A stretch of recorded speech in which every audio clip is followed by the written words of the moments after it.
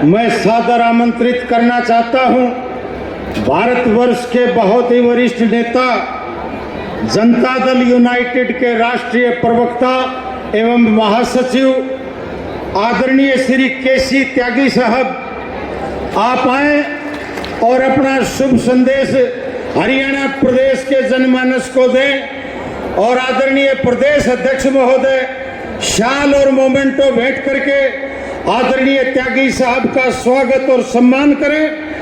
आदरणीय श्री केसी त्यागी साहब।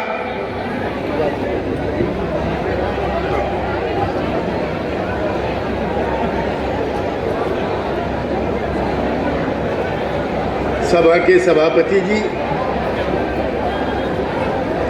चौधरी ओम प्रकाश जी, फारूक अब्दुल्ला साहब, सुखबीर बादल जी, हमारे मित्र शाहिद सिद्दीकी साहब, भीम आर्मी के नेता चंद्रशेखर जी और आज के कार्यक्रम की जो तैयारी है, जो हम सब लोग इकट्ठा हुए हैं, उसके संयोजक भाई अभय सिंह चौटाला जी और चोटी से लेकर के एडी से लेकर चोटी तक पसीना बहाने वाले मेरे मुल्क के मालिक को, आप सबको राम राम। हम पिछले साल फतियाबाद में इकट्ठा हुए थे। पानी लिया पानी। अभी फारूक साहब और हम लाइव चल रहा दिल्ली से और कैथल के बीच में यही चर्चाएं कर रहे हैं। आज देश में एक नया वातावरण बन रहा है। सुखबीर बादल जी फतियाबाद में कह के गए थे कि एनडीए तो हमारा था। एनडीए में जनता दल यूनाइटेड था, अकाली दल था, शिवसेना थी, लोक दल था। अब सबके सब हम बाहर आ गए वहां, तो अब कोई एनडीए नहीं बचा। अब एनडीए का मुकाबले की चीज बन गई इंडिया, और उसकी बुनियाद रखी गई थी फतियाबाद में। याद करो, लड़ाई बहुत लंबी है, बहुत बड़ी है, बड़ी ताकत से है। जो लोग इसको नहीं समझेंगे वो इस लड़ाई को नहीं जीत सकते। और छोटे दिल से और तंग दिली से लड़ाई नहीं लड़ी जाएगी। मैं फारूक साहब का किस्सा आपको सुनाना चाहता हूं। फारूक साहब के जो पिताश्री थे शेख अब्दुल्ला साहब, 17-18 साल तक वो कांग्रेस पार्टी की जेल में रहे, बेवजह, किसी कारण की वजह से। इसी तरह से उनके राजनीतिक विरोधी थे मुफ्ती मोहम्मद सईद साहब, सारी जिंदगी उनके विरोधी रहे। लेकिन जम्मू कश्मीर पर जब खतरा आया, उसके आजादी पर खतरा आया, उसके अस्तित्व पर खतरा आया, तो सभी पार्टियों के नेता को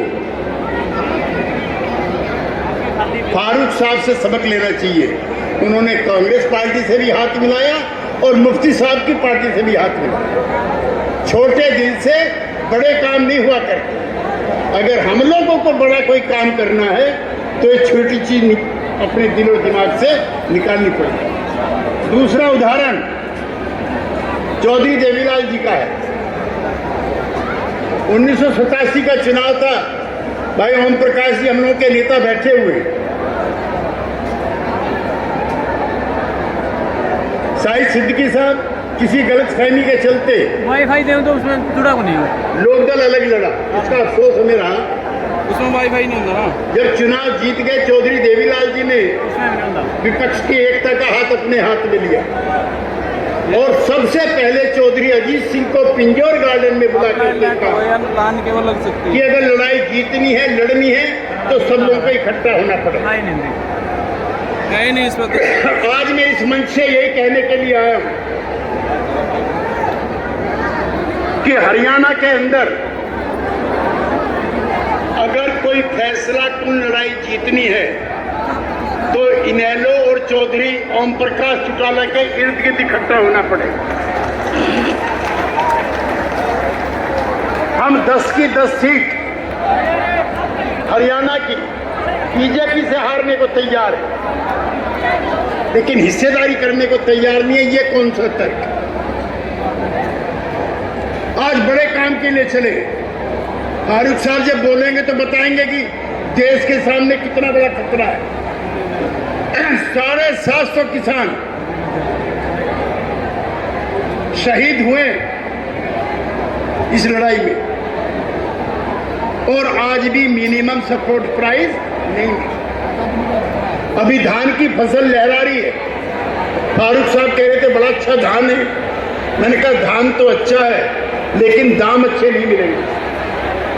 लिहाजा सारी अगर लड़ाइयों को लड़ना है तो इकट्ठा होना पड़ेगा, नंबर 1। नंबर 2 में हरियाणा के जो साथी बैठे हुए हैं, मैं चौधरी चरण सिंह के साथ भी आया हूँ, चौधरी देवीलाल के साथ भी आया हूँ। आपने जलवे देखे, चौधरी साहब के बनाए हुए दर्जनों मुख्यमंत्री थे।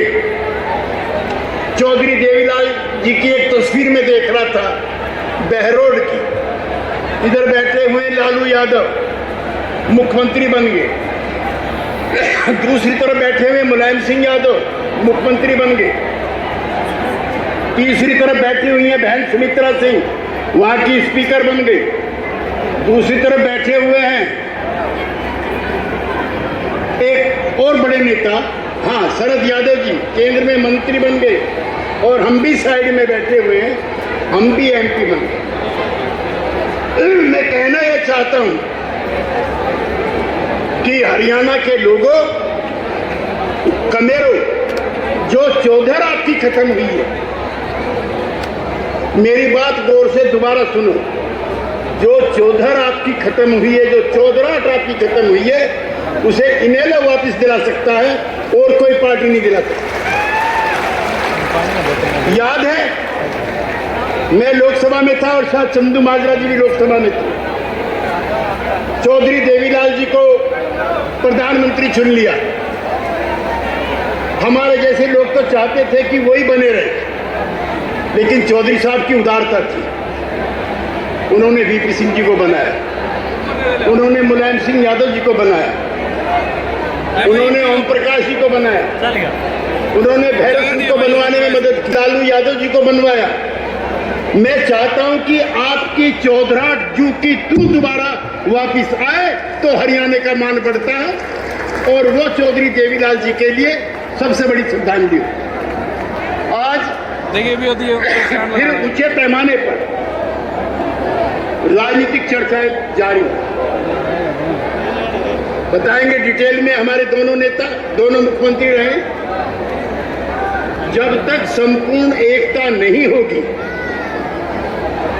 भारतीय जनता पार्टी की जो सरकार है उसको हराना आसान नहीं होगा, और ये एकता बगैर इनेलो के नहीं हो सकती। ये बात बहुत स्पष्ट। और मैं रास्ते में भी कहा, मैं फिर कह रहा हूं फारूक अब्दुल्ला साहब से, आपको दिल्ली में बैठना पड़ेगा, एक एक नेता के साथ समझाना पड़ेगा। नेताओं के सिरों के जोड़ने से नहीं, जनताओं के दिलों को जोड़ने से एकता होती है, जैसी आज कैथल के मैदान में। मैं बहुत समय न लेकर के भाई अभय सिंह चौटाला जी के बारे में जरूर कहना चाहता हूं। जब चौधरी देवीलाल जी की मृत्यु हुई थी, हम डरे हुए थे कि उस ताकत का क्या होगा।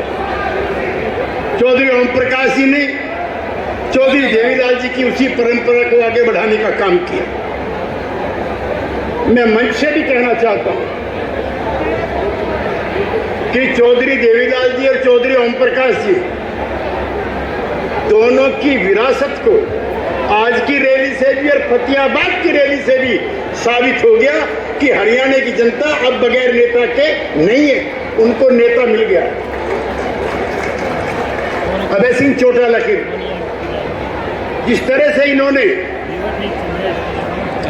पिछले 3-4 महीनों से मेहनत की है, मेरे जैसे आदमी को भी यकीन नहीं थी, माफ करना अभय, मैं नहीं मानता था कि आप इतनी मेहनत कर सकते, लेकिन आपने करके दिखाई। फतेहाबाद की रैली और आज की रैली ने सिर्फ हरियाणा को नहीं पूरे देश को संकेत दिया है कि चौधरी देवीलाल जी अमर हैं और चौधरी ओम प्रकाश जी का इनेलो भी अमर है और बगैर इसके कोई एकता न यहाँ होगी न दिल्ली में होगी। बहुत बहुत शुक्रिया।